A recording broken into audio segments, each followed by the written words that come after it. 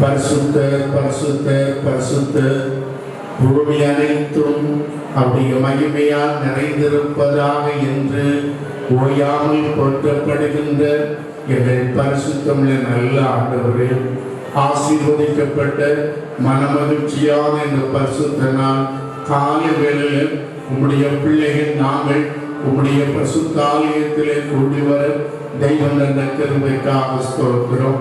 கூடி வந்திருக்கிற ஒவ்வொருவரையும் ஆசீர்வதியும். உள்ளேயும் வெளியே உட்கார்ந்திருக்கிற உடைய பிள்ளைகளே உம்முடைய மகிமை இறங்கட்டும். விசேஷமாக சத்தம் கேட்கிற பார்க்கிற எல்லா குடும்பங்கள் மேலும் தேவ மகிமை இறங்கட்டும். மகிமைக்குள்ளாக யாவரையும் மூடிக்கொள்ளும். சோதனை வேதனை நிறைந்த உலகத்திலே ஆண்டுடைய பராமரிப்பும் பாதுகாப்பும் நிறைவாக வெளிப்படும்படி சர்வ வல்லவரை உடைய கரத்தில் சமர்ப்பிக்கிறோம். தெய்வமே, வெளிநாடுகளில் இருக்கிறவர்களை பாதுகாத்துக் கொள்ளும். இந்தியாவின் பல பகுதியில் இருக்கிறவர்களை பாதுகாத்துக் கொள்ளும். ஒவ்வொரு குடும்பங்களையும் உடைய செட்டை நடுகளை மூடிக்கொள்ளும். ஆண்டவரே, கொள்ளை நோய் நிறைந்த உலகத்திலே எல்லா குடும்பங்களையும் பத்திரமாய் பாதுகாக்கும்படி நாங்கள் செபிக்கின்றோம். எங்கள் தேசத்தை பாதுகாத்துக் கொள்ளும் ராஜாவே. அப்பாவுக்கு ஸ்தோத்திரம். கொள்ளை நோய் எங்கள் தேசத்தை விட்டு மாறி போகட்டும். தேவ சமாதானம் வெளிப்படட்டும். ஆண்டவரே, தடைகள் மாறட்டும் ராஜாவே. தேவ பிரசனத்துக்குள்ளாக மூடிக்கொள்ளும். ஆண்டவரே, ஆண்டவரே, காவல்துறையில் பணியாற்றுவர்களை பாதுகாத்துக் கொள்ளும். இராணுவத்தில் பணியாற்றுவர்களை பாதுகாத்துக் கொள்ளும். மருத்துவமனைகளை பணியாற்றுகிற மருத்துவர்களை பாதுகாத்துக் கொள்ளும். எல்லா குடும்பங்களையும் பாதுகாத்துக் கொள்ளும் ராஜா. சோதனைகள் வேதனைகள் மாறி போகட்டும். ஆண்டவரே, உலகத்தின் மருத்துவத்தினாலே எங்களுக்கு சரியான விடுதலை இல்லை. ஆண்டவர் இரத்தத்தினாலே விடுதலை உண்டு. உம்முடைய இரத்தம் இப்போது யாவர் மேலும் எல்லா குடும்பங்கள் மேலும் இயேசு கிறிஸ்துவின் இரத்தம் கடந்து வரட்டும். பரிசுத்தாவின் அக்கினி எல்லா சரீரங்களில் இறங்கட்டும். பரலோக பிதாவை பாடல் இசைகள் ஆசீர்வதி சங்கீத பகுதியின் காணிக்கை ஏற்றுக்கொள்ளும். தேவனுடைய வார்த்தையை ஆசீர்வதித்தாரும். உம்முடைய நாமம் மகிமைப்படட்டும். உம்முடைய சமூகம் எங்கள் மத்தியில் இறங்கி வரட்டும். பரலோக தேவனுடைய பரிசுத்த கரத்தில் இந்த ஆராதனையை சமர்ப்பிக்கிறேன். பாடல் பாடி ஜபத்திலே நடத்துகிற கர்த்தருடைய தாசனை பலப்படுத்துகிறார். யாவரையுடைய சட்டைகளில் மூடிக்கொள்ளும். இயேசு கிறிஸ்துவின் நாமத்தில் பிதாவே, ஆமென். ஹல்லேலூயா, ஹல்லேலூயா, ஹல்லேலூயா, ஹல்லேலூயா.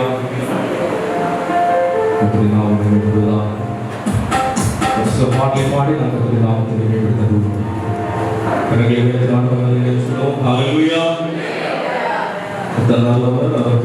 உள்ளது.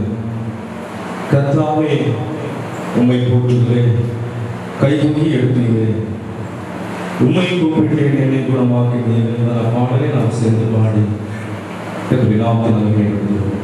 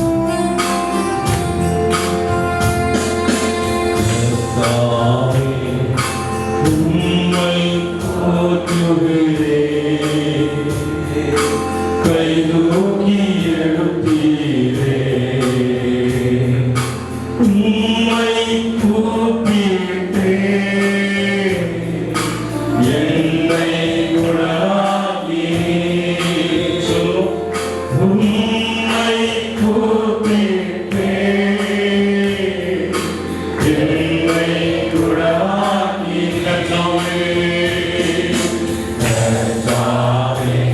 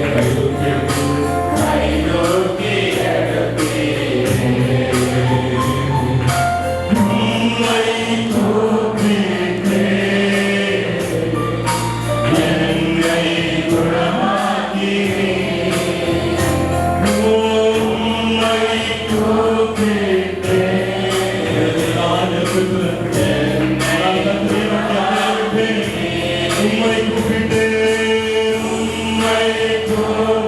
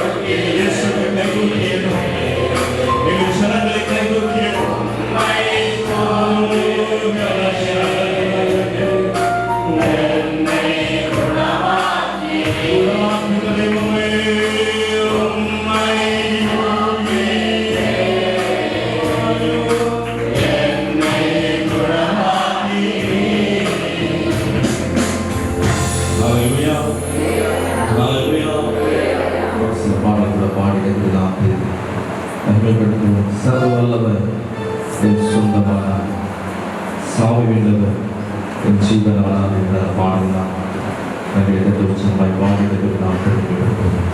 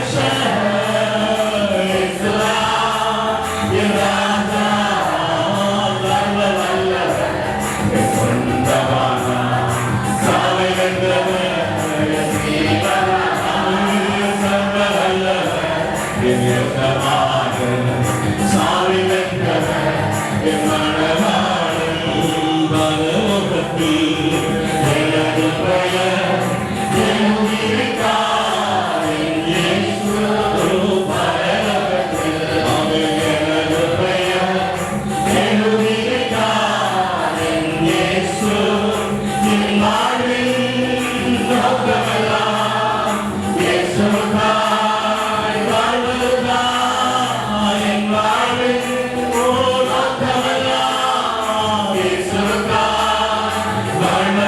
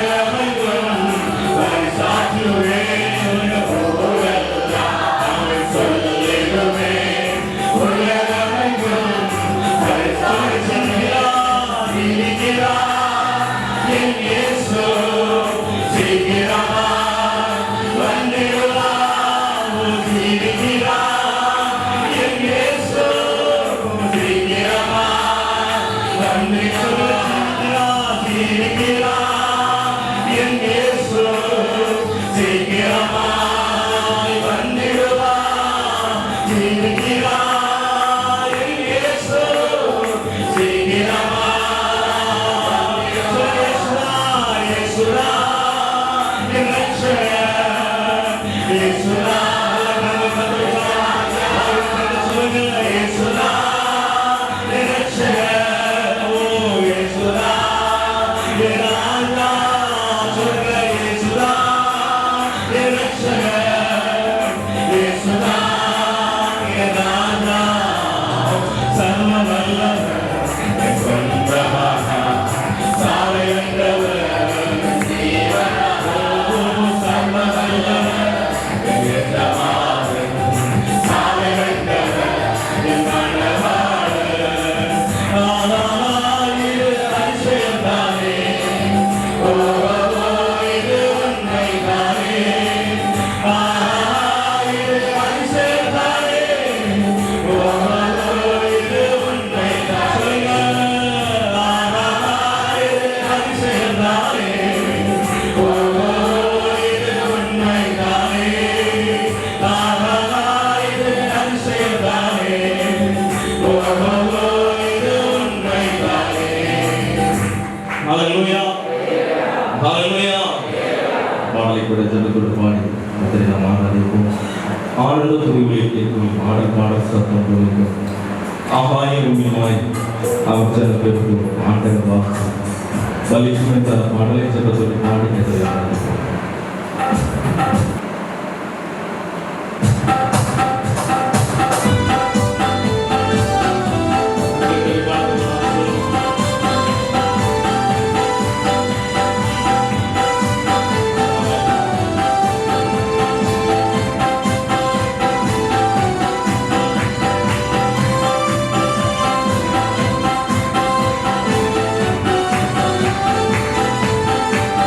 Thank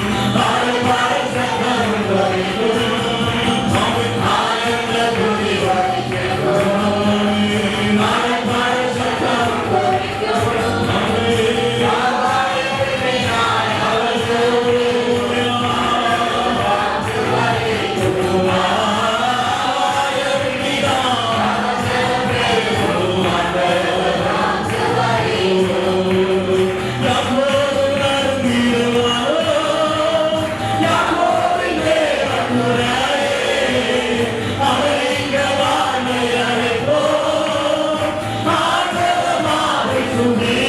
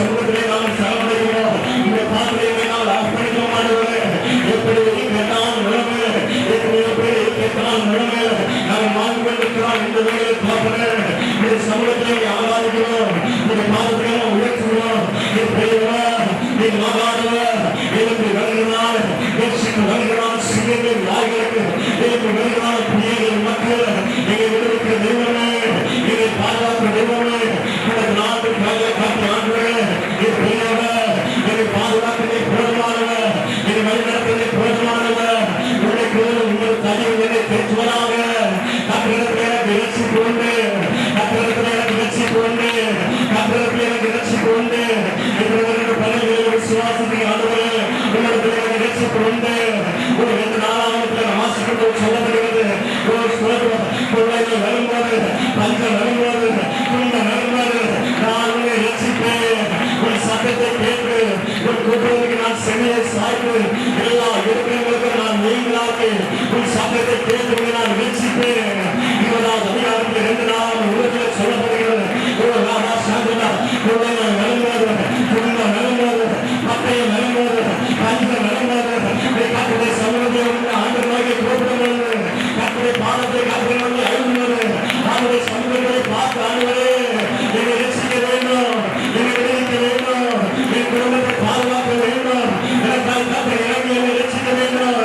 தாயின் குமாரனே எனக்கு இறங்கும் என்று சொல்லி கூப்பிடுவது போல இந்த பாடல்கள் எத்தனை கூப்பிடக்கூடிய ஆண்டுகளே என்னை நோக்கி பாடம் என்னை ரட்சிக்கும்படியாக என்னை விடுவிக்கும்படியாக ஒரு ஆத்மாவை ரட்சிக்கப்படும்படியாக என் ஆத்மா ரட்சிப்பை வரம்படியாக என் ஆத்மா உங்களை காத்துகிறது.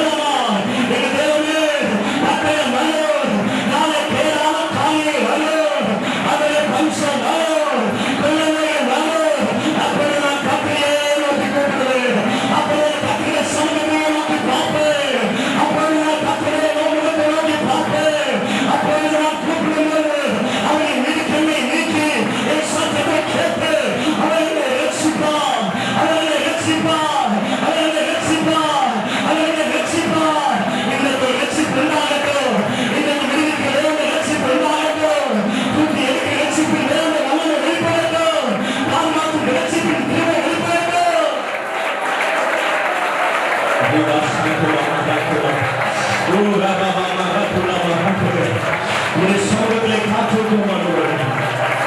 உம்முடைய ரட்சிப்புக்காக காத்திருக்கிறோம் ஆண்டவரே. உம்முடைய ரட்சிப்புக்காக காத்திருக்கிறோம்.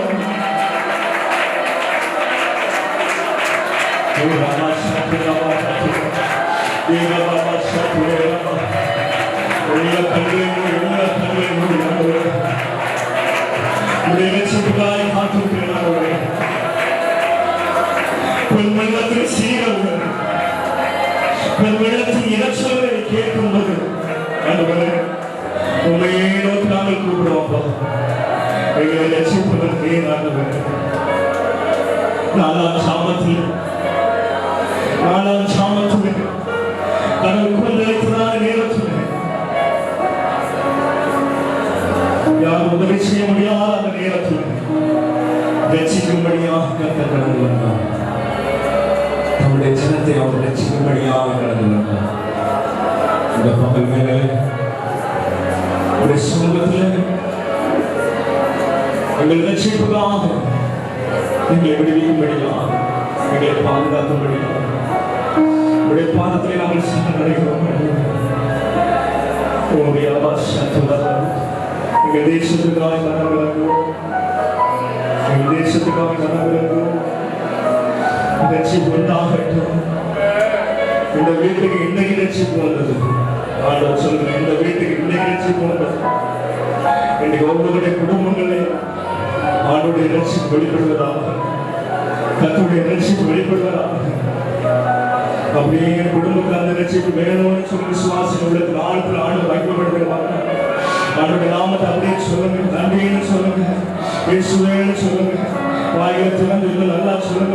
நன்றி, இந்த வீட்டுக்கு இன்னைக்கு ரட்சிப்பு வந்தது. இவனுக்கு ஆவிடமாக இருக்கிறான், இவனுக்கு ரட்சிப்பு உண்டாகுது. இன்றைக்கு ரட்சிப்பு உண்டாகட்டும். இன்றைக்கு குடும்பங்களில் ரட்சிப்பு உண்டாகட்டும். ஆண்டவரே, பாலாகும் கொள்ளையிலிருந்து விடுவிக்கப்படும் ரட்சிப்பு உண்டாகட்டும்.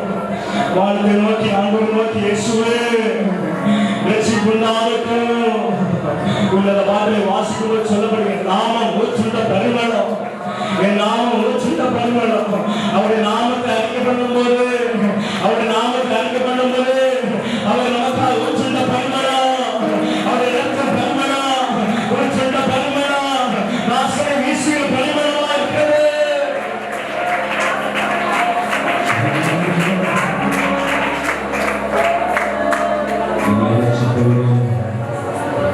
உங்களை பாதுகாப்போடு உங்களது நாளத்தில் கர்த்தர் கொடுத்த இந்த நாளில் சமாதானத்துக்கு வேண்டியவர்களை நாம் தேடினோம் என்று சொன்னால் அது நம்முடைய குடும்பத்துக்கு அது நலமாக இருக்கும்.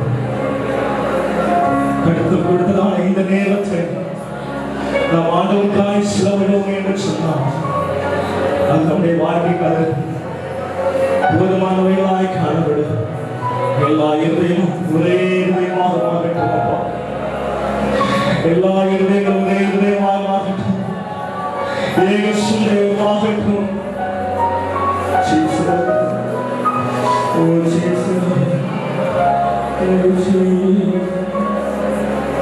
எங்கோ நான் வாழ்ந்து அறியாமல் அடைந்து என் தேசத்தேடி வந்தேன். எங்கோ நான் வாழ்ந்து அறியாமல் அடைந்து என் தேசத்தேடி வந்தேன்.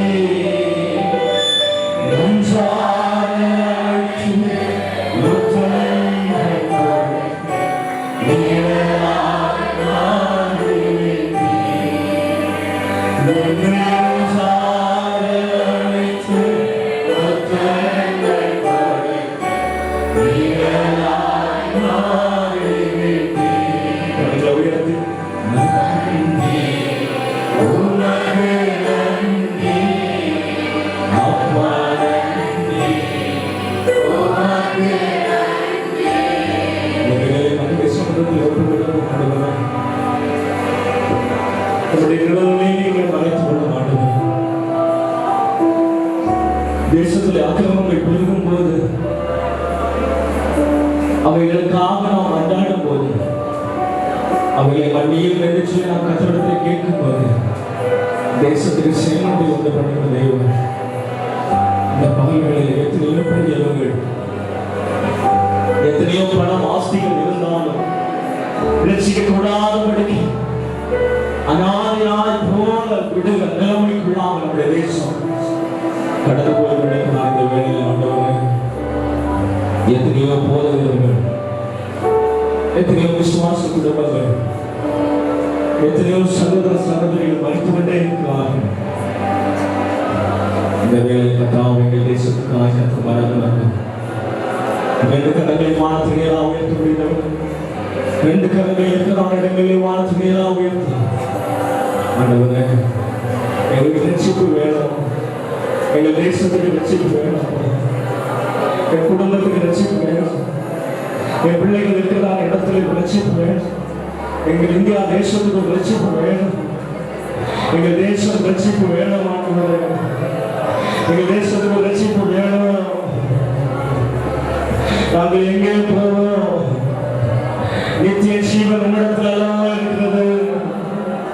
எங்கள் ஜீவன் உம்மிடத்தில் அல்லவா இருக்கிறது. எங்களை ரட்சிக்க கூடாதபடிக்கு, எங்கள் ஜீவனை ரட்சிக்க கூடாதபடிக்கு இந்த நாட்களில் உலகம் கடந்து சென்று கொண்டிருக்கிற நேரத்தில் எங்களை ரட்சிப்போம். அநேக தட்டுப்பாடுகள், எந்த மருந்துகளும் கிடைக்காத சூழ்நிலைகள் நம்முடைய தேசத்தை காவலர்கள் கூட நம்முடைய இடத்துல கூட அது தலைமையிடுகிறது. அப்படிப்பட்ட சூழ்நிலை வந்துவிட இருக்கிறது. இந்த தேசத்தை ஆண்டவரே லட்சியம், எங்களை லட்சியம், சபையா கேள்வி லட்சியம், குடும்பங்களா கேள்வி லட்சியம், லட்சியம், லட்சியம், எங்களை விடுவியும், எங்களை விடுவித்தரணும், எங்கள் சத்தத்தை கேளும், எங்கள் சத்தத்தை கேளும், எங்கள் கூப்பிடுற சத்தத்தை கேளும், எங்கள் கூப்பிடுற சத்தத்தை கேளும்.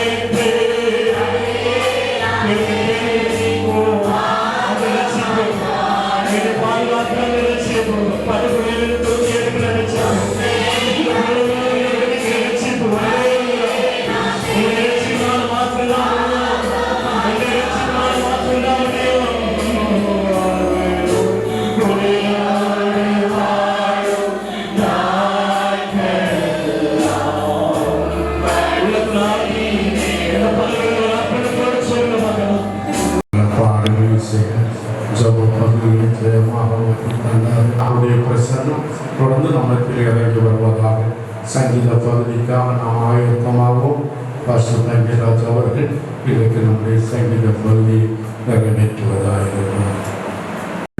சங்கீத பகுதிக்காக நாம் எழுந்திருக்கலாம்.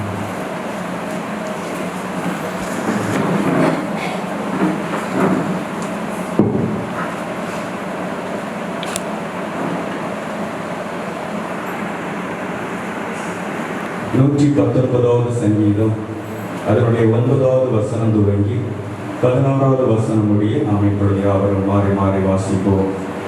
119வது சங்கீதம் 9வது வசனம் துவங்கி அதனுடைய 16வது வசனம் முடிய நாம் இப்பொழுது வாசிக்கலாம். வாலிபன் தன் வழியை எதினால் சுத்தம் பண்ணுவான், உமது வசனத்தின்படி தன்னை காத்துக் கொள்கிறதுனால் தானே.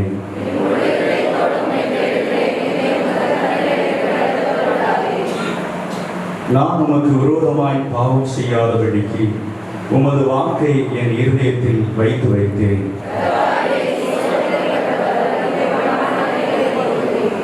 உம்முடைய வாக்கின் நியாய தீர்ப்புகளை எல்லாம் என் உதடுகளால் விவரித்திருக்கிறேன்.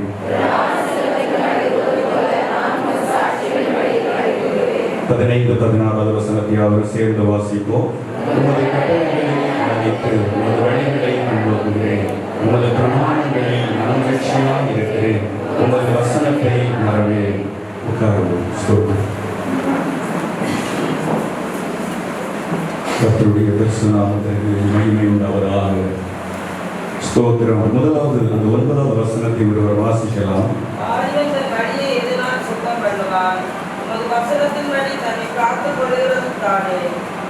வாலிபன் தன் வழியை எதினால் சுத்தம் பண்ணுவான், உமது வசனத்தின்படி தன்னை காத்துக் கொள்கிறதுனால் தானே என்று சங்கீதக்காரனாகிய பக்தன் தாவீது இந்த வசனத்தை சொல்லுகிறதை நாம் பார்க்கிறோம். அல்லேலூயா, அல்லேலூயா. 119வது சங்கீதம் விசுவாசியின் வாழ்க்கையில் திருவசனம் அளிக்கும் பயன்களை குறித்து சொல்லப்படுகிறது. இது ஒவ்வொரு பகுதியும் இந்த 119வது சங்கீதத்தை நீங்கள் தொடர்ந்து தியானிக்கும் பொழுது, அதை கற்றுக்கொள்ளும் பொழுது, ஸ்தோத்திரம், நீங்கள் வாசித்து அதை தியானிக்கும் பொழுது, அது தேவ பிள்ளைகளாகிய நமக்கு இந்த திருவசனம் நமக்கு படிப்பிக்கிறது என்னவென்று சொன்னால், விசுவாசியின் அதாவது ரட்சிக்கப்பட்ட கர்த்தருடைய பிள்ளைகளுடைய வாழ்க்கையில இந்த திருவசனம் நமக்கு அளிக்கிற பயன்களை குறித்து சொல்லுகிறது. இங்கே ஆமென் 9வது வசனத்தில் நாம் பார்க்கும் பொழுது வாலிப தேவ பிள்ளைகளை குறித்து சொல்லப்படுகிறது. வாலிபன் தன் வழியை எதினால் சுத்தம் பண்ணுவான், உமது வசனத்தின்படி தன்னை காத்து கொள்கிறதுனால் தானே. ஸ்தோத்திரம். அப்போ வாலிப பருவம் வரும் பொழுது, ஸ்தோத்திரம், சும்மா வந்து விடுமா? வாலிப பருவம் வர வேண்டும் என்று சொன்னால் தேவ பிள்ளைகள் சிறு பருவத்திலிருந்தே கர்த்தருக்கு என்று சொல்லி தங்களை ஒப்பு கொடுத்து, சிறு பருவத்தில் சின்ன பிள்ளைகள் கர்த்தருக்கு என்று தங்களை ஒப்பு கொடுக்க முடியுமா? அவர்களுக்கு என்ன தெரியும்? அதற்குள்ள புத்தி இருக்காது.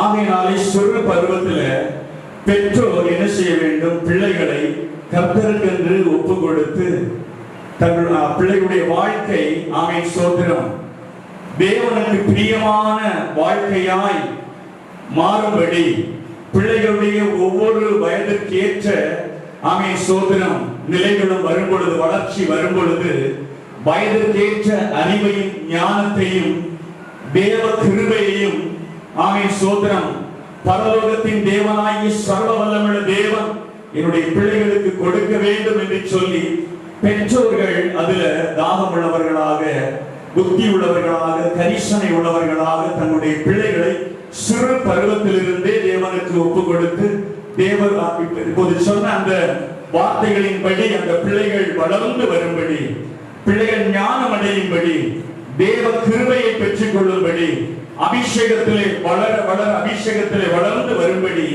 பெற்றோர்களாகிய நாம் என்ன செய்ய வேண்டும்? ஒப்பு கொடுக்க வேண்டும். அல்லேலூயா. அப்படி ஒப்பு கொடுத்து பிள்ளைகளை வளர்த்து வரும் பொழுது பெற்றோராகிய உங்களோடு கூட சேர்ந்து பிள்ளைகள் ஒழுக்கமாக, ஞானமாக, கர்த்தருடைய வசனத்தின்படி, அதை அறிகிற அறிவின்படி, ஒழுக்கத்தின்படி கர்த்தரை அறிந்து கொள்வார்கள். கர்த்தருக்கு கொடுக்க வேண்டிய கனத்தையும் மகிமையும் ஸ்தோத்திரத்தையும் ஒழுங்காக கர்த்தருக்கு கொடுப்பார்கள். அல்லேலூயா, அல்லேலூயா. அந்த பிள்ளைகளை குறித்து அவர்கள் வளர்ந்து வரும் பொழுது அவருடைய வாலிப பருவத்தை குறித்து பெற்றோர்கள் கவலைப்பட வேண்டிய தேவையில்லை. அல்லேலூயா. இவ்விதம் வளர்ந்து வருகிற தேவ பிள்ளைகளை குறித்து, வாலிபர்களை குறித்து பெற்றோர்கள் கவலைப்பட தேவையில்லை. ஏன் அப்படின்னா, பிள்ளைகள் கர்த்தருக்குள்ளாக நன்றாய் வளர்ந்து வருகிறார்கள். அல்லேலூயா. இதைத்தான் இந்த சங்கீதத்தில் சொல்லப்படுகிறது. வாலிபன் தன் வழியை எதனால் சுத்தம் பண்ணுவான்? எதனால சுத்தம் பண்ணணும்?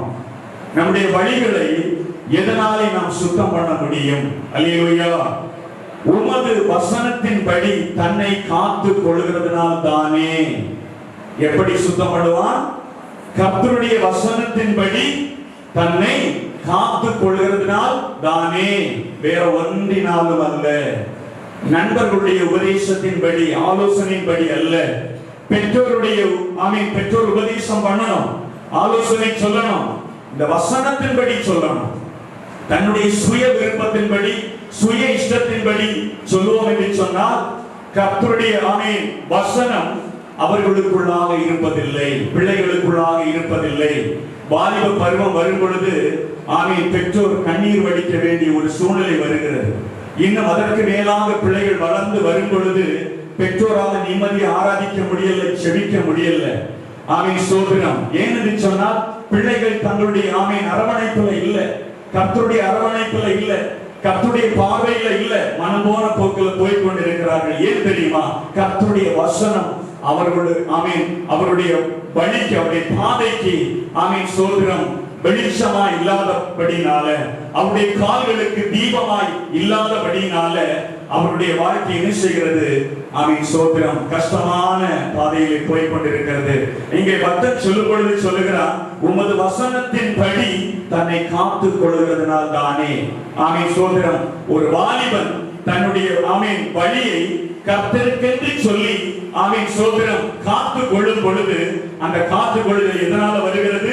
கர்த்தருக்கென்று சொல்லி அவருடைய வசனத்தின்படி தன்னை காத்துக் கொள்கிறதுனாலே தானே. அப்படி காத்துக் கொள்கிற தேவ பிள்ளைகளுடைய வாழ்க்கையில சமாதானம், சந்தோஷம், அந்த குடும்ப வாழ்க்கையிலும் பெற்றோருடைய சமூகத்திலும் எல்லா மத்தியத்திலும் சோதரம் ஒரு மிகுந்த மகிழ்ச்சி, ஒரு சமாதானம் உண்டாயிருக்கும். அல்லேலூயா, அல்லேலூயா, அல்லேலூயா.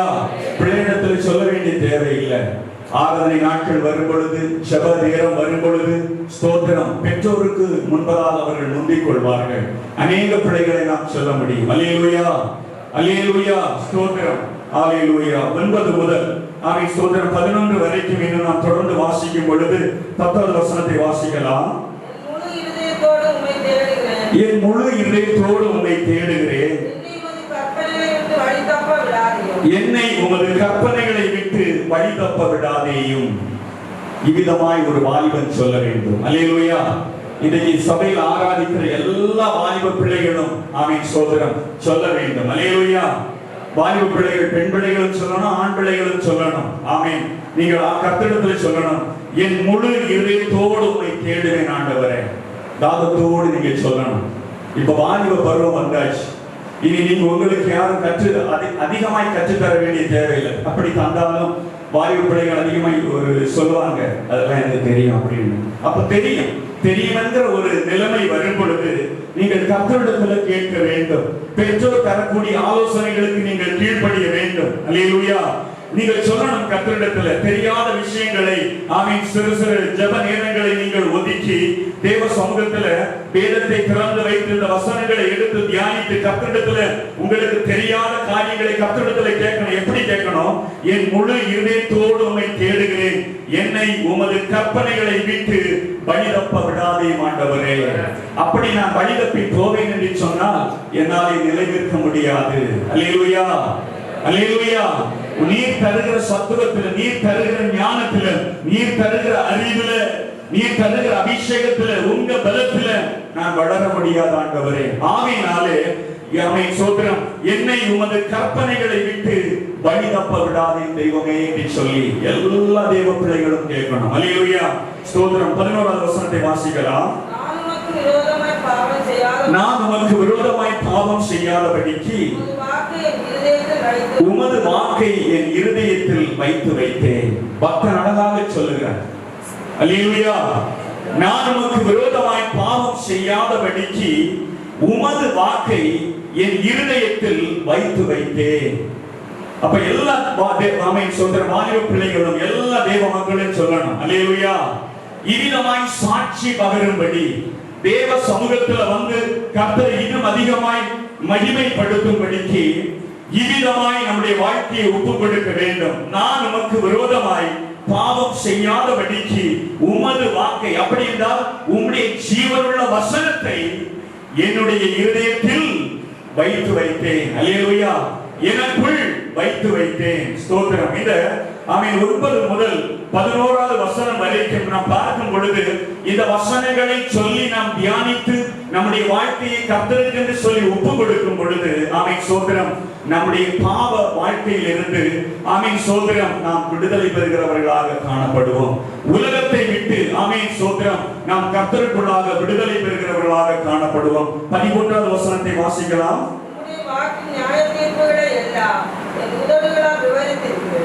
ஆமென் ஸ்தோத்திரம். உம்முடைய வாக்கின் நியாய தீர்ப்புகளை எல்லாம் என் உதடுகளால் விவரித்திருக்கிறேன். இந்த வசனத்தை நீங்க ஆழமாய் வீட்டில் சென்று தியானிக்கணும். உம்முடைய வாக்கின் நியாய தீர்ப்புகளை எல்லாம் என் உதடுகளால் விவரித்திருக்கிறேன். விவரிக்கிறதுனா என்ன? ஸ்தோத்திரம், சொல்லி இருக்கிறேன். அதை தியானித்தேன். தியானித்து அதனுடைய அர்த்தங்களை புரிந்த பிற்பாடு, அந்த வசனத்தினுடைய மகத்துவங்களை நான் தெரிந்த பிற்பாடு விவரித்திருக்கிறேன். அநேகருக்கு நான் சொல்லி இருக்கிறேன். அல்லேலூயா, அல்லேலூயா. உம்முடைய வாக்கின் நியாய தீர்ப்புகளை எல்லாம் என் உதடுகளால் விவரித்திருக்கிறேன். முதலாவது தியானித்தேன், உம்மை மகிமைப்படுத்தினேன். இப்பொழுது அதன்படி அநேகருக்கு அதை விவரித்து சொல்லுகிறேன். அல்லேலூயா, ஸ்தோத்திரம். 15வது ஆமென் ஸ்தோத்திரம் 15வது வசனத்தை வாசிக்கலாம். உமது கட்டளைகளை தியானித்து உமது வழிகளை கண்ணோக்குகிறேன். உமது கட்டளைகளை தியானித்து உமது வழிகளை கண்ணோக்குகிறேன். தியானம், கர்த்தருடைய வசனத்தை தியானிக்க வேண்டும். அதிகமாய் சங்கீத பகுதியை நாம் தியானிக்க வேண்டும். அல்லேலூயா, அல்லேலூயா, ஸ்தோத்திரம். அல்லேலூயா சொல்லுவோமே. அல்லேலூயா. சங்கீதம், முதலாவது சங்கீதம் 2வது வசனத்தை வாசிக்க பார்க்கலாம். கர்த்தருடைய வேதத்தில் பிரியமாயிருந்து இரவும் பகலும் அவருடைய வேதத்தில் தியானமாயிருக்கிற மனுஷன் வாக்கியவான். அப்போ இங்க 15வது வசனத்தில் சொல்லப்படுகிறது, உமது கட்டளைகளை தியானித்து. கர்த்தருடைய வசனத்துல ஆமென் கட்டளைகள் உண்டு, உபதேசம் உண்டு, எல்லாமே அடங்கி இருக்கிறது. அல்லேலூயா. அப்பொழுது கர்த்தருடைய வசனத்தை தியானிக்கும்படி இரவும் பகலும் நம்மை ஒப்புக் கொடுத்து அதிலே ஆமென் தியானமா இருக்கிற மனுஷன் எப்படிப்பட்டவனா? வாக்கியவானாக இருப்பான். அல்லேலூயா, அல்லேலூயா, ஸ்தோத்திரம். 16வது வசனத்தை வாசிக்கலாம். உமது பிரமாணங்களில் மனமகிழ்ச்சியாய் இருக்கிறேன். உமது வசனத்தை மறவேன். உமது பிரமாணங்களில் மனமகிழ்ச்சியாய் இருக்கிறேன். உமது வசனத்தை மறவேன். அவிதமா இருக்கும் பொழுது 1வது சங்கீதம் 3வது வசனத்தில் என்ன சொல்லப்பட்டிருக்கிறது? அவன் நீர்க்கால்களின் ஓரமாய் நடப்பட்டு தன் காலத்தில் தன் கனியை தந்து இலையுதிராதிருக்கிற மரத்தை போல் இருப்பான். அவன் செய்வதெல்லாம் வாய்க்கும். அல்லேலூயா, அல்லேலூயா. வாலிப பிள்ளைகள், அருமையான பெற்றோர்கள் எல்லாருமே கர்த்தருடைய வேதத்துல ஆமென் பிரியமாயிருந்து இரவும் பகலும் அவருடைய வேதத்தை தியானித்து பரலோக தேவனுடைய நாமத்தை அதிகமாய் நாம் மகிமைப்படுத்தும் பொழுது வேண்டிய ஞானத்தையும் வேண்டிய பலத்தையும் வேண்டிய பாதுகாப்பையும் பரலோக தேவனாகிய சர்வ வல்லமையுள்ள தேவன் தந்து நிறைவாய் உங்களை ஆசீர்வதித்து வழிநடத்துவாராக. ஆமென். இப்போது ஒரு பாடல் பாடப்படும். அந்த நேரத்தில் நாம் கர்த்தருக்கு காணிக்கை படைக்கிற நேரமாயிரும்.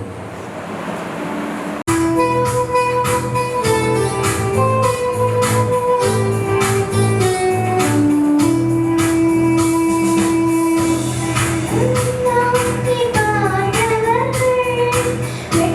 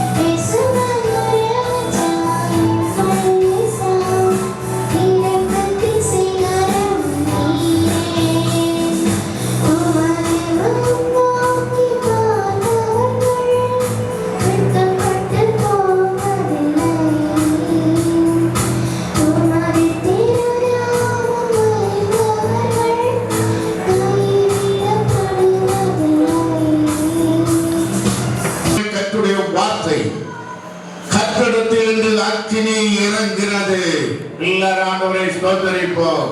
ஹalleluya. கர்த்தரிடத்திலிருந்து அக்கினி இறங்கினது. இந்த நாளிலே கர்த்தருடைய வார்த்தை கேட்கிற அன்பு உள்ளவே, கர்த்தரிடத்திலிருந்து அக்கினி இறங்க போகிறது. அந்த அக்கினி உங்கள் வாழ்க்கையிலே, தேவனுடைய வார்த்தையை கேட்கிற உள்ளங்களிலே, குடும்பத்திலே, உங்கள் தொழிலிலே, சபையிலே நிறைவாய் இறங்கி வரட்டும்.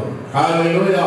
1 ராஜாக்களின் புத்தகம் 18ஆம் அதிகாரம் 38ஆம் வசனத்தை ஒருவர் வேகமா வாசிக்கலாம். கர்த்தரிடத்திலிருந்து அக்கினி இறங்கி அந்த சர்வாங்க கவனபலியையும் இரவுகளையும் கற்களையும் மண்ணை பட்சித்து வாய்க்காலில் இருந்த தண்ணீரை நக்கி போட்டது. அடுத்த வசனம். ஜனங்கள் எல்லாரும் இதை கண்டபோது முகங்குப்புற விழுந்து, ஜனங்கள் இந்த அக்கினியை கண்டபோது முகங்குப்புற விழுந்து, கர்த்தரே தெய்வம், கர்த்தரே தெய்வம் என்றார்கள். கர்த்தரே தெய்வம், கர்த்தரே தெய்வம் என்றார்கள். ஹalleluya. இந்த நீங்கள் முகங்குப்புற விழுந்து கர்த்தரை பணிய போகிறீங்க. ஹalleluya. ஒருவேளை நாம் சேர்ல இருக்கிறபடி நான் முகங்குப்புற விழ முடியாது என்றெல்லாம் சோதரம், முகங்குப்புற விழுந்து பணியும் ஒரு நேரம் வந்து விட்டது. அது இந்த நேரம் தான். ஹalleluya. ஆண்டவராகிய கர்த்தர் தம்முடைய பிள்ளைகளோடு கூட இருந்தார். எலியா தீர்க்கதரிசியின் காலத்தில் ஆண்டவர் செய்த அதிசயமான காரியத்தை நாம் பார்க்கின்றோம். ஸ்தோத்திரம். ஜனங்கள் ஆண்டவரை விட்டு வழிவிலகி போனார்கள். ஆண்டவரை விட்டு ஜனங்கள் வழிவிலகி போகும்போது சோதனை, வேதனைகள், பிரச்சனைகள் உருவாகிறது. ஆண்டவரோடு ஒரு மனிதன் இருப்பான் என்றால் அவனுக்கு சோதனைகள், பிரச்சனைகள் வந்தாலும் ஆண்டவர் அவனோடு பரிகாரியாக இருப்பார். ஹalleluya. ஆனால் இங்கே இஸ்ரவேல் மக்களோ ஆண்டவரை விட்டு தூரமாய் போய்விட்டார்கள். அன்பான தேவனுடைய பிள்ளைகளே, தேவனுடைய வார்த்தையை கேட்கிறவர்களே, நீங்கள் ஒருபோதும் இரட்சகராகிய ஆண்டவரை விட்டு தூரமாய் போகிறவர்களாக இருக்கக்கூடாது. அல்லேலூயா. தூரமாய் போய்விட்டார்கள். ஆகாப் ராஜா அரசாண்ட காலத்திலே அவன் ஜனங்கள் ஆண்டவரை விட்டு தூரமாய் போய்விட்டார்கள். தேவனை ஆராதிக்க மக்களுக்கு விருப்பம் இல்லை. ஆராதனை என்றால் மனிதனுக்கு கசப்பாய் மாறிவிட்டது. இன்றைக்கு பாருங்கள், எத்தனையோ உள்ளங்களுக்கு ஆராதனை என்றால் கசப்பா மாறி இருக்கும்.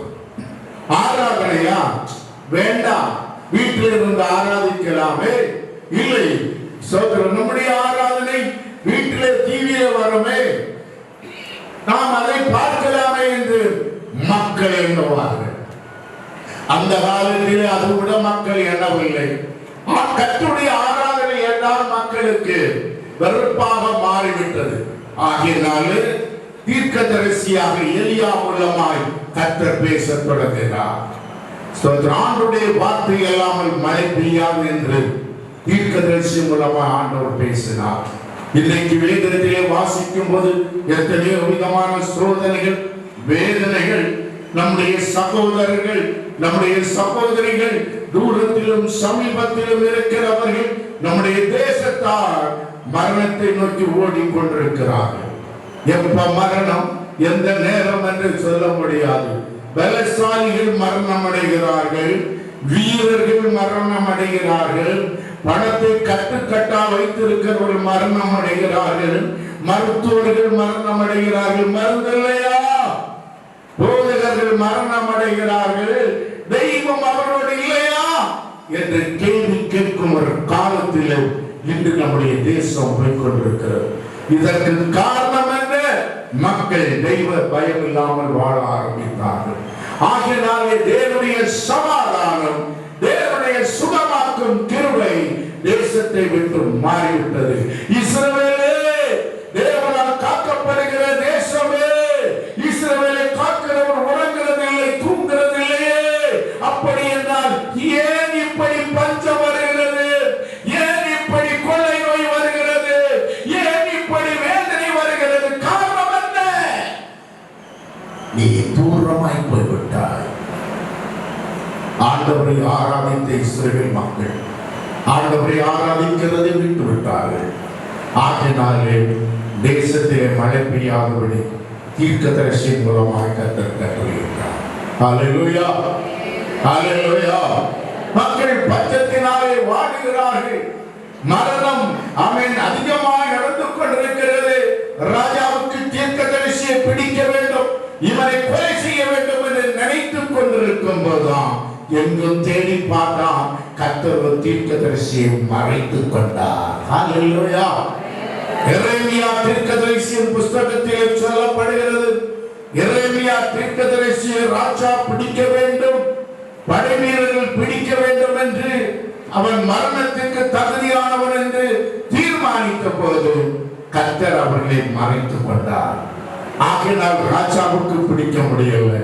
அன்பான தேவனுடைய பிள்ளைகளே, கர்த்தருடைய வார்த்தையை கேட்கிற அன்பு உள்ளவே, நாம் யாராக இருந்தாலும் கர்த்தர் நம்மை மறைக்காமல் ஒருபோது நாம் காப்பாற்ற முடியாது.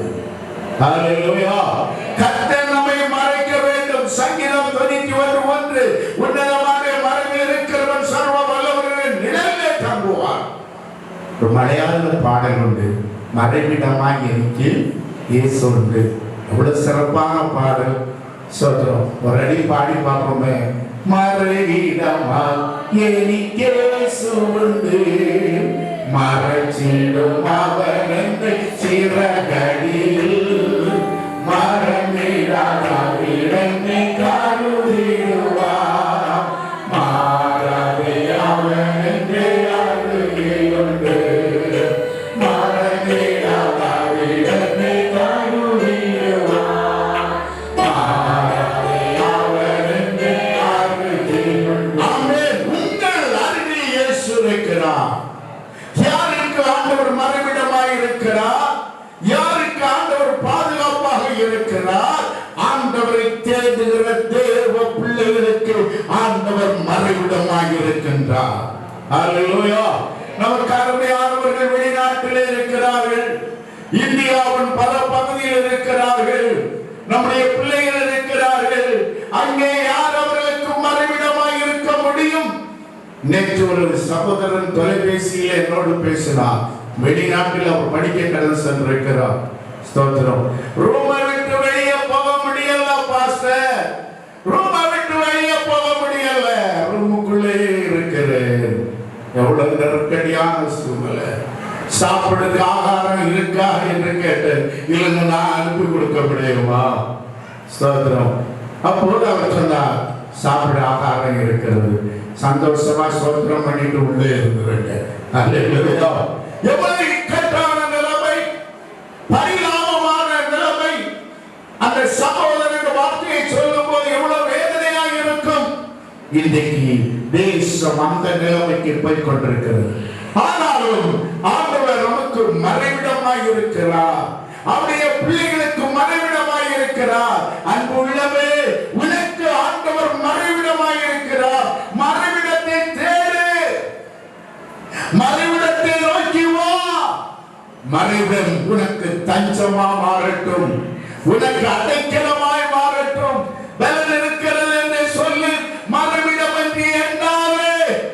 பேச்சு திறமை இருக்கிறது என்று சொல்லி நீ அது மறைவிடம் என்று எண்ணாதே. பணம் இருக்கிறது என்று எண்ணி மறைவிடம் என்று சொல்லாதே.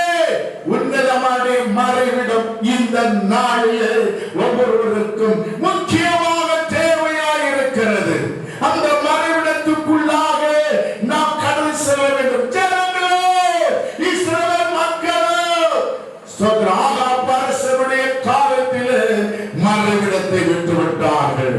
கோழி தன் குஞ்சுகளை மறைப்பது போல, கழுகு தன் குஞ்சுகளை சுமப்பது போல, பறந்து காக்கிற பட்சியை போல நம்முடைய ஆண்டவர் இஸ்ரவேலை பாதுகாத்தாரு.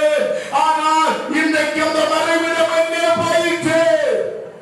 அவர்கள் ஆண்டவரை விட்டு தூரமாய் போனார்கள். ஆண்டவரை விட்டு தூரமாய் போனபடியினால் அந்த மறைவிடம் அவர்களை விட்டு மாறிவிட்டது. அவர்களை பாதுகாத்த வேக ஸ்தம்பம் அவர்களை விட்டு விலகிவிட்டது. விலகி போன பிற்பாடு ஜனங்கள் கதறுகிறார்கள். ஹல்லேலூயா. ஆண்டவரை தேட வரவில்லை. ஒரு பகுதியை சாவு,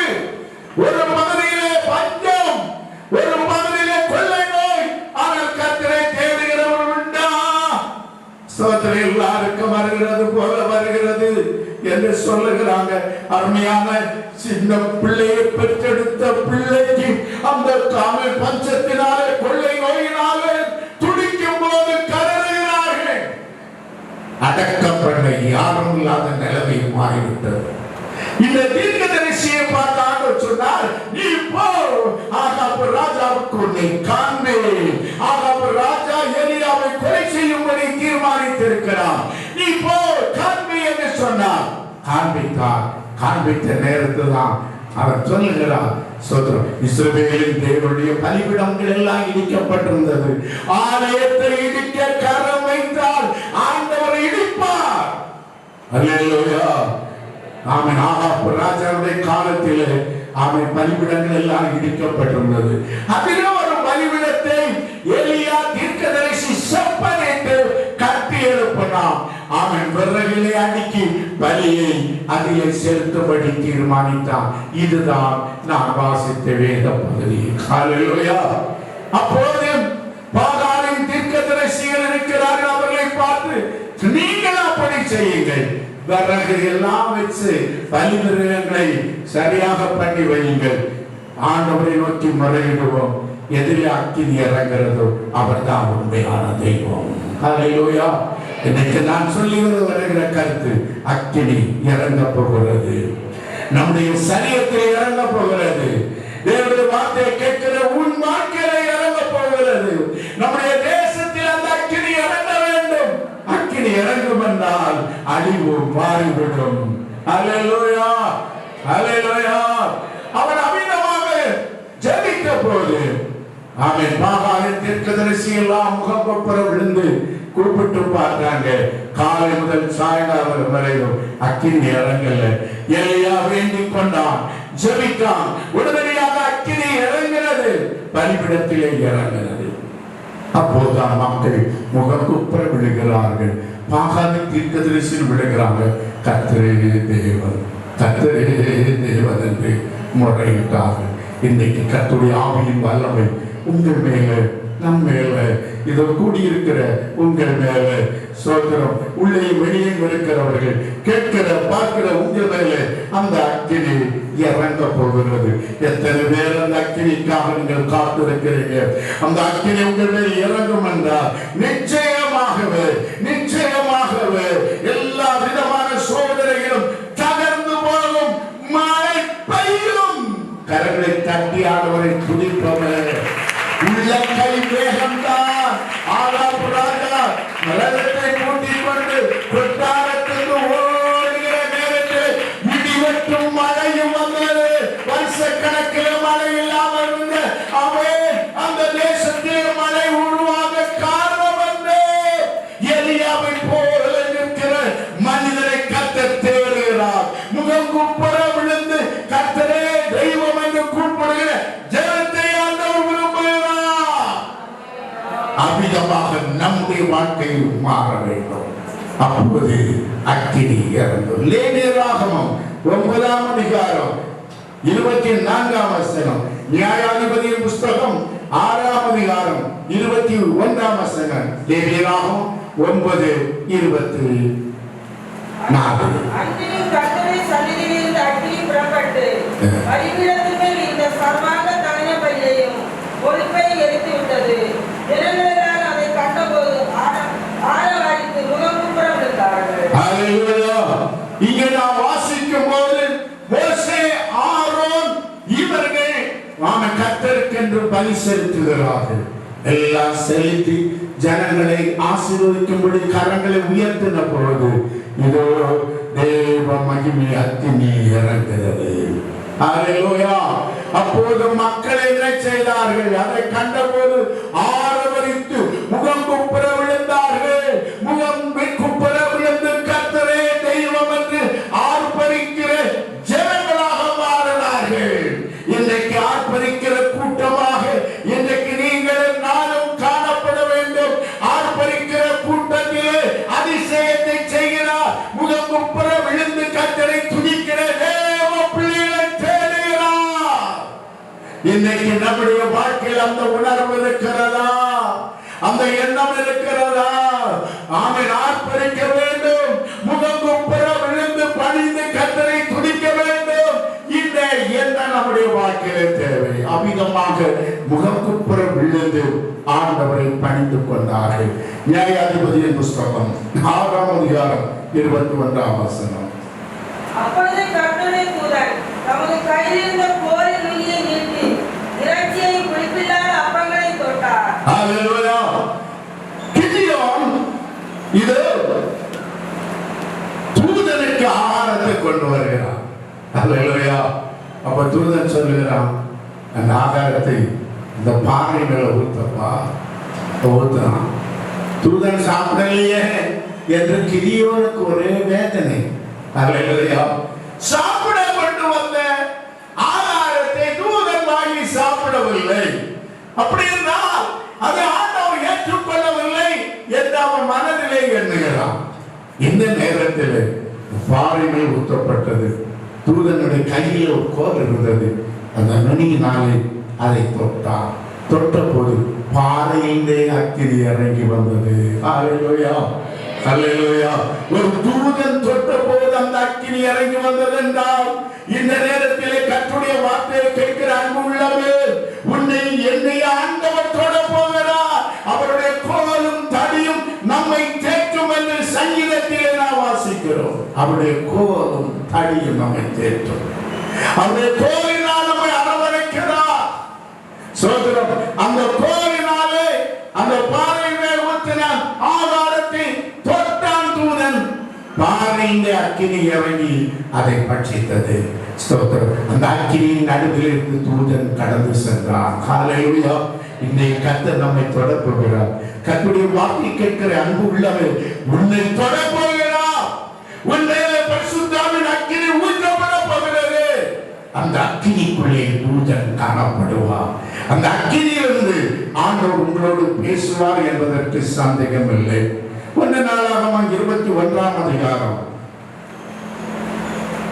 26ஆம் வசனத்தை வாசிக்கலாம்.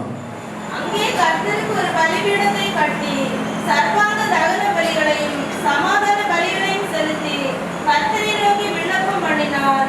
அப்பொழுது அவர் வானத்தில் இருந்து சர்வாங்க தகன பலிபீடத்தின் மேல் இறங்கின அக்கினியினால் அவருக்கு மறு உத்தரவு கொடுத்ததும் பட்டயத்தை உரையிலே திரும்ப போட வேண்டும் என்று சங்காரம் நடக்கிறது. கர்த்தருடைய வார்த்தையை மிதிக்கிற ஜனங்களே, கர்த்தருடைய வார்த்தையை ஏற்றுக்கொள்ளாமல் இருக்கும் போது, அதை தூசிக்கும் போது சங்காரம் கடந்து வருகிறது.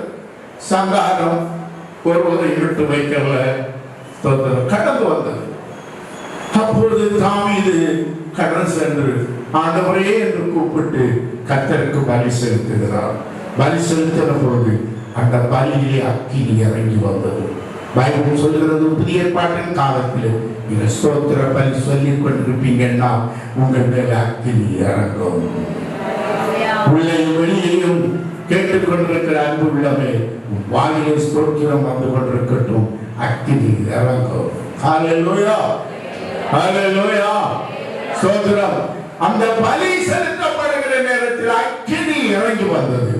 அக்கினி நடுவிலே கர்த்தர் தாவீதோடு பேசத் தொடங்கினார். அந்த அக்கினி நடுவில் ஆண்டவர் உங்களோடு இன்றைக்கு பேச போகிறார் என்பது நிச்சயம். எத்தனை பேர் ஸ்தோத்திர பலிகள் ஏறெடுத்துக் கொண்டிருக்கீங்களோ அத்தனை பேரோடு கர்த்தர் பேசிக் கொண்டிருக்க போகிறார். இன்று உங்கள் மேல் அக்கினி இறங்க போகிறது. அக்கினி இறங்கும் போது ஆண்டவர் உங்களோடு பேசுகிறதை நீங்க கேட்பீங்க. அந்நிய கண்ணால உங்கள் கண்ணாலே காண்பீங்க. உங்க காலாலே கேட்கும் காலம் இதோ இப்போது. கர்த்தருடைய சத்தம் கேட்கிறான் உள்ளது. சோத்திரம் பண்ணு. அதன் மத்தியில் அக்கினி இறங்கும். அதன் நடுவிலே கர்த்தர் பேசுவார். மேலே நிற்கிறான் தூதன், பட்டயத்தை வைத்துக் கொண்டு, சங்கார தூதன். ஸ்தோத்திரம். அந்த தூதன் பார்த்து கர்த்தர் சொன்னார், பட்டயத்தை உரையில போடு. சங்காரம் மாறிவிட்டது. ஸ்தோத்திர பலியிடுகிற தேவ பிள்ளை, அக்கினி இறங்கட்டும். பரிசுத்தாவின் அக்கினிக்குள்ளாக நம்மை ஒப்புக் கொடுப்போம். அக்கினி இறங்கும் என்றால் நிச்சயமாவே கர்த்தர் அக்கினியின் நடுவிலே உங்களோடு நம்மோடு பேசுவார். 2 நாளாகும் 7ஆம் அதிகாரம் 1ஆம் வசனம். சாலமோன் ஜெபம் பண்ணி முடிக்கிற போது அக்கினி வானத்திலிருந்து இறங்கி சர்வாங்க தகன பலியையும் மற்ற பலிகளையும் பட்சித்தது. ஹalleluya. சாலமோன் பரிசலித்து முடிந்த பிற்பாடு இதோ அக்கினி இறங்குகிறது. நீங்கள் தொடர்ந்து வாசித்தால் தெரியும். கர்த்தருடைய ஆலயத்தின் பரிசுத்த அக்கினியினாலே கர்த்தர் நிரப்பினார். ஹalleluya. வேதம் சொல்லுகிறது ஆசாரியன் ஆலயத்துக்குள்ளே பிரவேசிக்க முடியாத அந்த அளவுக்கு தேவ மகிமை கர்த்தருடைய ஆலயத்தை நிரப்பிட்டு நீங்கள் நான் கர்த்தருடைய ஆலயமாக இருக்கிறோம். கர்த்தருடைய ஆலயத்தில் இருக்கிற அன்புள்ளமே, கர்த்தருடைய வார்த்தை கேட்கிற அன்புள்ளமே, கர்த்தர் உன்னை நிரப்புவார், உன் வீடை நிரப்புவார். கர்த்தருடைய மகிமை நிரப்பப்படும் என்றால் எந்த கொள்ளை நோய் உங்களை தாங்க முடியும். எந்த சோதனைகளும் நம்மை அணுகுவதில்லை. காரணம் தேவ மகிமை ஆலயத்தில் இறங்குகிறது. ஆலயத்தில் இறங்குகிறது. தேவ பிள்ளைகளில் கர்த்தருடைய பாதுகாப்பு அதிகரித்தது. இன்றைக்கு நான் சொல்கிறேன், கர்த்தருடைய வார்த்தையை நம்முடைய தேசத்தில் தேவ மகிமை இறங்க வேண்டும். அப்போது அந்த மகிமைக்கு முன்பாக எந்த கொள்ளை நோயும் நிற்கவே முடியாது. கர்த்தருடைய மகிமைக்கு முன்பாக நிற்பவன் யார்? ஒருவரால் நிற்க முடியாது. கர்த்தருடைய மகிமை இறங்க வேண்டும். இதற்காக நாம் செபிக்க வேண்டும். அதற்காக நாம் உபவாசிக்க வேண்டும். 1 ராஜாக்கள் 8:54-63 1 ராஜாக்கள் 9ஆம் அதிகாரம் 2ஆம் வசனத்தை வாசிக்கலாம். 1 ராஜாக்கள் 9:2. கர்த்தர் கிபியோனிலே சாலமோனுக்கு தரிசனமான போது இரண்டாம் தரம் அவனுக்கு தரிசனமானார். 3ஆம் வசனம். கர்த்தர் அவனை நோக்கி, நீ என் சமூகத்தில் செய்த உன் விண்ணப்பத்தையும் உன் வேண்டுதலையும் கேட்டு நீ கட்டின இந்த ஆலயத்தில் என் நாமம் என்னென்னைக்கு விளங்கத்தக்கதாக அதை பரிசுத்தமாக்கினேன். ஹalleluya. அப்போ அதை நான் பரிசுத்தமாக்கினேன், நான் வந்து இறங்கினேன். ஆண்டவர் பேசுகிறார். அடுத்து என்ன பேசுகிறார்? சோத்திரம். அதான் முக்கியமான காரியம். அதில் எதெல்லாம் இருக்குமா வாசிக்கலாம். அதை பரிசுத்தமாக்கினேன், என் கண்களும் என் இருதயமும் என்னாலும் அங்கே இருக்கும். ஹalleluya. கர்த்தருடைய ஆலயத்தை நான் பரிசுத்தப்படுத்தினேன். நீ கர்த்தருடைய ஆலயத்தை பரிசுத்தப்படுத்தினேன், என் கண்ணும் இருதயமும் அங்கே இருக்கும். கரங்களை தட்டி ஆண்டவரை ஸ்தோத்திரிப்போம். ஹalleluya. ஹalleluya. பைபிளில் சொல்லப்படுகிற கர்த்தருடைய ஆலயத்தின் நிமித்தம் நன்மை உண்டாக தேடு. இப்பொழுது நமக்கு ஆராதனை எல்லாம் இல்லாதபடி இந்த கொள்ளை நோயினால் நாம் பாதிக்கப்பட்டிருக்கின்றோம். வேதனையோடு இருக்கிறோம், கண்ணீரோடு இருக்கிறோம். ஆனாலும் அன்பு உள்ளமே, ஒரு நன்மை உண்டாக வேண்டும் என்றால் கர்த்தருடைய ஆலயத்தில் உண்டாகும் என்று வேதம் சொல்லுகிறது. யாத்திராகமம் 29ஆம் அதிகாரம் 43ஆம் வசனத்தை வாசிக்கும் போது கர்த்தர் நம்மை சந்திக்கும் இடம் அந்த இடமாய் இருக்கிறது. வாசிக்கலாம். அங்கே இஸ்ரவேல் புத்திரரை சந்திப்பேன், அந்த ஸ்தலம் என்னுடைய மகிமையினால் பரிசுத்தமாக்கப்படும். அங்கே நான் இஸ்ரவேல் மக்களை சந்திப்பேன், உங்களை என்னையும் சந்திக்க கர்த்தர் நம்முடைய ஆலயத்தில் வருகிறார். சந்திப்பு, அங்கே என்னுடைய மகிமை இருக்கும் என்று ஆண்டவர் சொல்கிறார். அன்பான தேவ பிள்ளைகளை, உன்னை சந்திக்கும் நேரம் வந்துவிட்டது. நாளை இல்லை, மறுநாள் அல்ல, மாலை நேரம் அல்ல, இப்போதே சந்திக்க ஆண்டவர் தயாராக இருக்கிறார். நாம் அவரை சந்திக்க ஆயத்தமாக இருக்கிறோமா? எப்படி இருக்கிறோம் என்று யோசித்து பாருங்கள். ஆண்டவர் நம்மை சந்திக்க தயாராக இருக்கிறார். கர்த்தர் சொன்னார், நான் அங்கே இஸ்ரவேல் மக்களை சந்திப்பேன். தெய்வம் சந்திக்கும் இடமாய் இருக்கிறது. மல்கியா 3ஆம் அதிகாரம் 1ஆம் வசனம் ஆண்டவருடைய வார்த்தை சொல்லுகிறது, ஆலயத்தில் இதோ நான் வருகிறேன். ஹல்லேலூயா. கர்த்தர் நம்முடைய இருதயத்தில் வரப்போகிறார். ஸ்தோத்திரம். பார்க்கிற தேவ பிள்ளைகளே, கேட்கிறவர்களே, உங்கள் இருதயத்தில் ஆண்டவர் வருகிறார். ஸ்தோத்திரம். வந்து என்ன செய்ய போகிறார்? வாசிக்கலாம். இதோ நான் என் தூதனை அனுப்புகிறேன். அவன் எனக்கு முன்பாக போய் வழியை ஆயத்தம் பண்ணுவார். வழியை ஆயத்தம் பண்ணுவான். நாம் நடக்க வேண்டிய பாதை கர்த்தருடைய பாதையாக இருக்க வேண்டும். அந்த வழியை ஆயத்தம் பண்ணுவான். அப்பொழுது நீங்கள் தேடுகிற ஆண்டவரும் நீங்கள் விரும்புகிற உடன்படிக்கையின் தூதருமானவர் நம்முடைய ஆலயத்துக்கு தீவிரமாய் வருவார். இதோ வருகிறார் என்று சேனைகளின் கர்த்தர் சொல்லுகிறார். இதோ வருகிறார் என்று சேனையின் கர்த்தர் சொல்லுகிறார். பக்கத்தில் இருக்கிறவங்களை கை கொடுக்க வேண்டாம். நீங்க சொல்லுங்க, ஸ்தோத்திரம். இதோ வருகிறார் என்று சேனையின் கர்த்தர் சொல்லுகிறார். எல்லாரும் சத்தமா சொல்லுவாங்க. மறந்துட்டீங்களா? அப்படி இருக்கிறவங்களும் எல்லாரும் சத்தமா என் காதுக்கு கேட்கட்டுமே. இதோ வருகிறார் என்று சேனையின் கர்த்தர் சொல்லுகிறார். கரங்களை தட்டி ஆண்டவரை ஸ்தோத்திரம் பண்ணுவார்கள். என் ஆண்டவர் காலம் நேரம் நெருங்கிவிட்டது. இது வாசல் படியில் தட்டிக் கொண்டிருக்கிறார். ஆண்டவர் வரப்போகிறார். ஸ்தோத்திரம் என்று மல்கியா தீர்க்கதரிசியின் புஸ்தகத்தில் சொல்லப்படுறதோ ஆண்டவர் வரப்போகிறார். ஸ்தோத்திரம். எசேக்கியேல் 43:5 கர்த்தருடைய மகிமையினால் கர்த்தர் ஆலயத்தை நிரப்பினார். தேவ மகிமையினால் கர்த்தர் தம்முடைய ஆலயத்தை நிரப்பினார். புதிய ஏற்பாட்டிலே அவன் அப்போஸ்தலர் நடவடிக்கையை நாம் வாசிக்கும் போது 2ஆம் அதிகாரம் 3ஆம் வசனம், பெந்தேகோஸ்து நாளிலே அன்னை கூடுகிற சபை நாமே 120 பேர் அவர்கள் மேல் அக்கினியாகிய பரிசுத்த ஆவியை அனுப்பினார். அல்லேலூயா, அல்லேலூயா. எல்லாரும் பாஷை பேசினார்கள், ஆண்டவரை துதித்தார்கள். அதன் மூலமாக சோதரம் அன்றைக்கு 3000 பேர் ரட்சிக்கப்பட்டார்கள். கொர்நேலியின் வீட்டிலே பரிசுத்த ஆவியானவர் வீடை நிரப்பினார். இந்த உடனே வீடு நிரப்பப்பட வேண்டும். நாம் கூடியிருக்கிற இடம் கர்த்தரை துதிக்கிற இடம் தேவ மகிமையால் நிரப்பப்பட வேண்டும். அவரே நமக்கு அரணம் கோட்டையுமாய் மாற வேண்டும். கர்த்தர் நம்முடைய பாதுகாப்பை போட வேண்டும். நம்முடைய தேசத்திற்கு போட வேண்டும். அல்லேலூயா, அல்லேலூயா.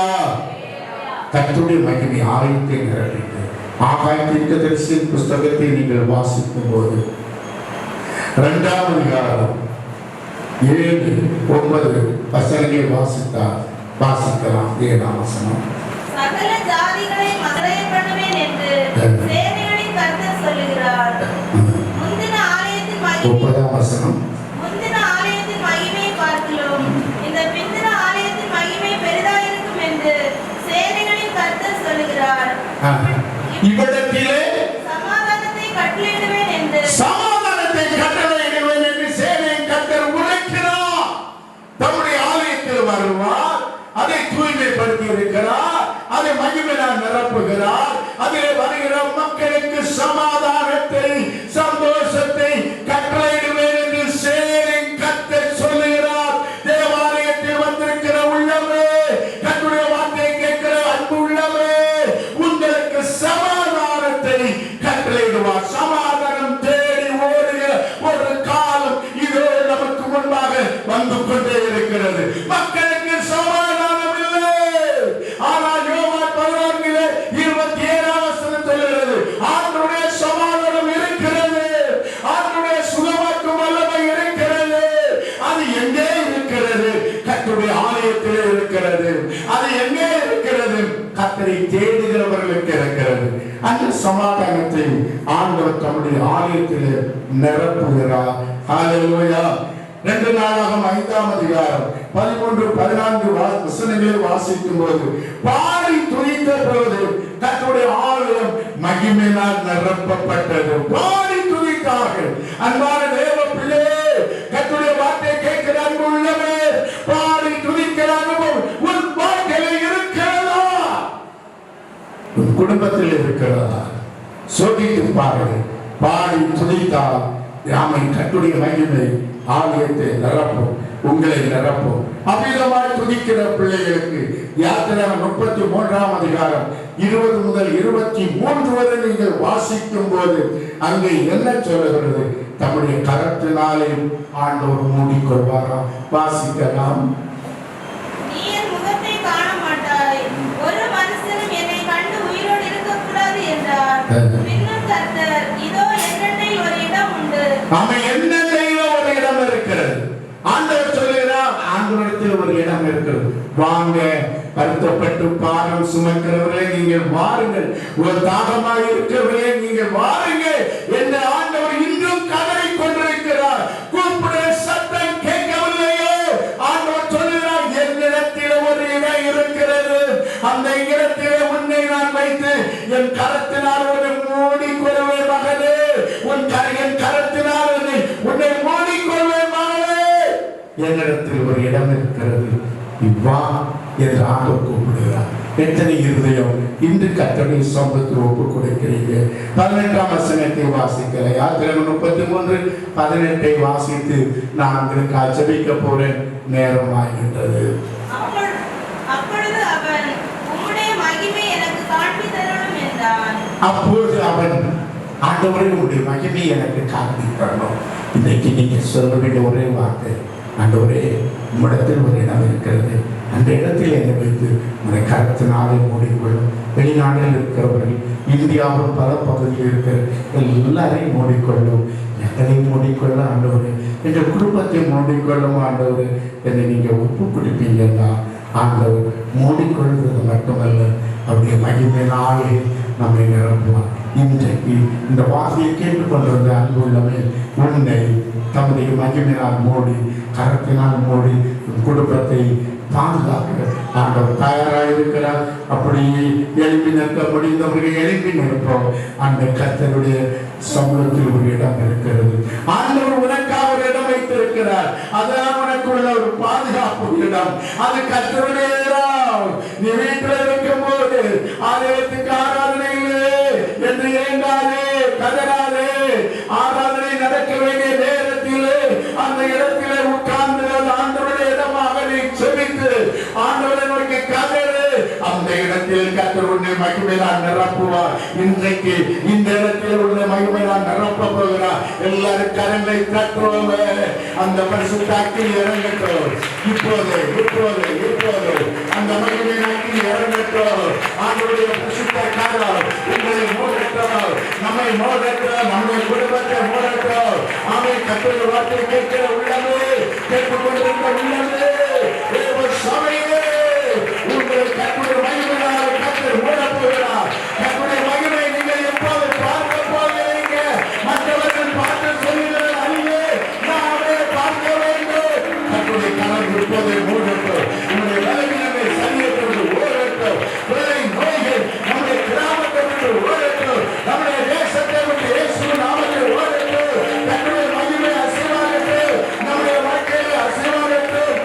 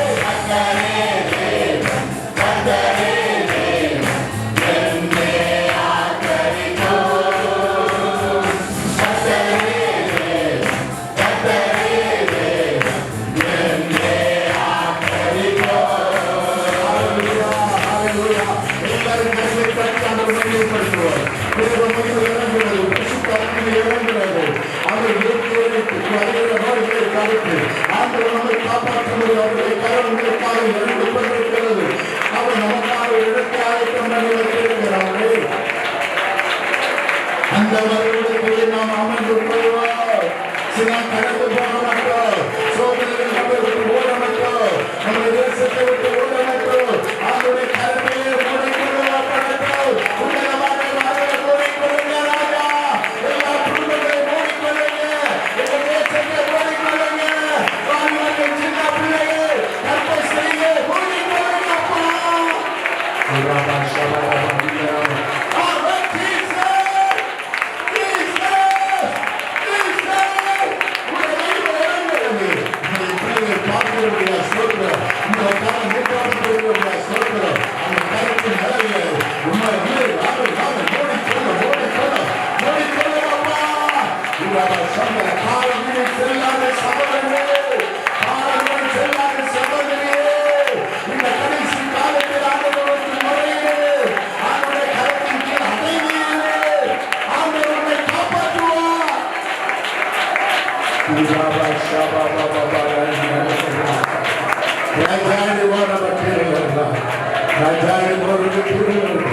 ஆண்டவர் நமக்கு பாதுகாப்பாக இருக்கிறார். ஆண்டவர் நமக்கு அடைக்கலமாக இருக்கிறார். கண்மலையாகவே இருக்கிறார். அவர் நம்மை தொடர்ந்து பாதுகாப்பாராக. நம்முடைய தேசத்தையும் சபையில் பரிசுத்தவான்களை பாதுகாப்பாராக. கட்டுண்ட ஆராதனை ஆசீர்வதிக்கக்கூடிய கர்த்தரை ஸ்தோத்திரிப்போம். தொடக்கம் முதல் முடிவரையும் பரிசுத்த ஆவியாரை பொறுப்பெடுத்து நடத்தினவுடைய கர்த்தரை ஸ்தோத்திரிப்போம். நல்ல பாடல் இசைகளை தந்தவுடைய கர்த்தரை ஸ்தோத்திரிப்போம். சங்கீதம் மூலம் பேசினவுடைய கர்த்தரை ஸ்தோத்திரிப்போம். ஆண்டவர் அக்கினியின் நடுவில் பேசிக் கொண்டிருந்தவுடைய கர்த்தரை ஸ்தோத்திரிப்போம். அவருடைய சட்டையின் கரம் நமக்கு அடைக்கலமாய் இருக்கிறவுடைய கர்த்தரை ஸ்தோத்திரிப்போம். பரலோக பிதாவே, இரக்கத்தின் தம்பி ஆசீர்வதிக்கப்பட்டு இந்த பரிசுத்த நாளுக்காக ஸ்தோத்திரம். ஆண்டவரே, மன வேதனையோடு கண்ணீரோடு இந்த வார்த்தைகளை கேட்டுக்கொண்டிருக்கிற பார்த்து கொண்டிருக்கிற எல்லா உள்ளங்களின் மேலும் உங்களுடைய கரம் ஏற்றப்படட்டும். யாவரையும் ஆசீர்வதி சமாதானத்தில் இயேசுவின் நாமத்தில் கட்டளையிடுகிறது. அதிசயம் அற்புதம் குடும்பங்களிலே நடக்கட்டும். பத்திரமாய் பாதுகாத்துக் கொள்ளும். உங்களுடைய பிள்ளைகள் வீடினராக திரும்பி செல்லும் போது மேக சம்பத்தினால் அக்கினி சம்பத்தை மூடி மறைத்துக் கொள்வோம். இனி என்றைக்கு ஆராதனை கர்த்தருடைய ஆலயத்தில் என்பதை நாங்கள் அறிவோம். அதுவரை உடைய செட்டைகளை ஒவ்வொருவரையும் மூடிக்கொள்ளும். கடந்து வந்து ஜெபிக்க நம்முடைய பிள்ளைகளை பலப்படுத்தும். ஆசீர்வதித்து அனுப்புகிறேன். தூதகணங்களை கொண்டு காவல் செய்யும். அப்பொழுது தண்ணீர் குறைவின்றி கொடுத்து பத்திரமாய் பாதுகாக்கும்படி அன்பே உடைய கரத்தில் அர்ப்பணிக்கிறப்பா. வர முடியாத சூழ்நிலையில் இருக்கிற உள்ளங்களுக்காக அவர்களையும் பராமரித்துக் கொள்ளும். இரக்கத்தின் தேவனுடைய இரக்கம் நிறைவாய் வெளிப்படட்டும். ஆசீர்வதிக்கிறேன் இயேசு கிறிஸ்துவின் நாமத்தில் பிதாவே, ஆமென். ஆத்துமாவை கர்த்தரை ஸ்தோத்திரி. என் உள்ளமே பரிசுத்தத்தை ஸ்தோத்திரி. என் ஆத்துமாவை கர்த்தரை ஸ்தோத்திரி. கர்த்தர் செய்த சகல உபகாரங்களையும் மறவாது. ஆமென். நம்முடைய கர்த்தராகிய இயேசு கிறிஸ்துவின் கிருபை, பிதாவாகிய தேவனுடைய அன்பு, பரிசுத்த ஸ்நேகம் கூறுகிறோம். நாம் யாவரோடையும் தெரிஞ்சு அவருடைய வருகை மட்டும் அவர் கிருபை கூட இருப்பதாக. ஆமென். அனுகிரக வார்த்தையோடே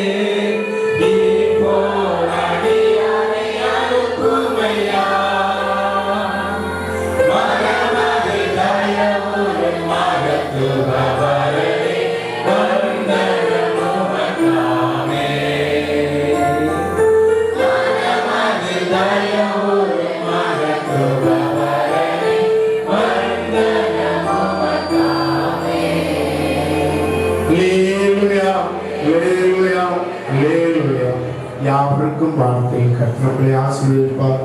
சமாதானத்தோடு கடந்து செல்லலாம்.